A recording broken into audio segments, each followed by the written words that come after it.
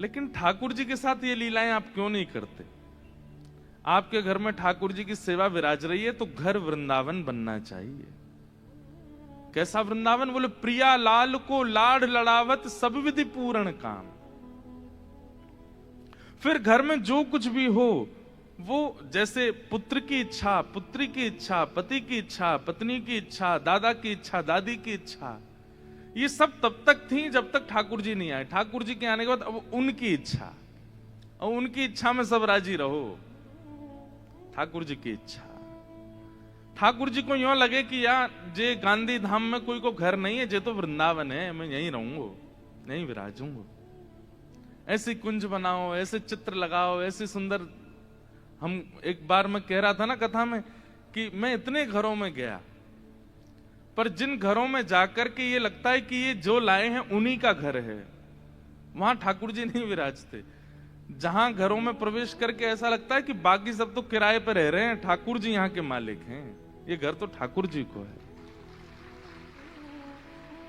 अब लोग बाग अपने घरों का नाम तो रख दे, वृंदा विलास, श्री जी निकुंज आदि आदि, लेकिन घर में प्रवेश करके क्या पता चलता है कि नाम मात्र केवल था, और वो भी उसके भी स्वार्थ था पीछे, कि नाम ऐसा इसलिए रखा कि हमारे घर पे कोई आपत्ति नहीं आवे। नाम भी शुभ इसलिए रखते हैं कि कोई विपत्ति हमारे घर के ऊपर ना आवे, ठाकुर जी के नाम से संबंधी रखो। गूगल पे सर्च करते हैं घर का नाम क्या होना चाहिए, बताओ। ऐसे थोड़े ही चित्त में यदि कृष्ण प्रेम होगा तो नाम अपने आप निकल के आएगा, और फिर वो घर का निर्माण उसी रूप में होगा कि ठाकुर जी का घर है, ठाकुर जी का भाव है।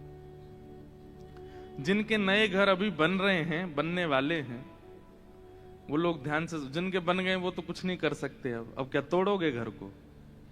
लेकिन जिनके बनने वाले हैं, शायद ठाकुर जी उन्हीं के लिए बुलवा रहे हैं हमसे। अगर आपके चित्त में वृंदावन के प्रति, ठाकुर जी के लिए प्रेम है, तो घर का निर्माण, घर का इंटीरियर, घर का सब कुछ ठाकुर जी से संबंधी, और ऐसा लगे कि महाराज आप तो वहां रह रहे हो, घर तो ठाकुर जी का ही है, घर तो उन्हीं का ही है।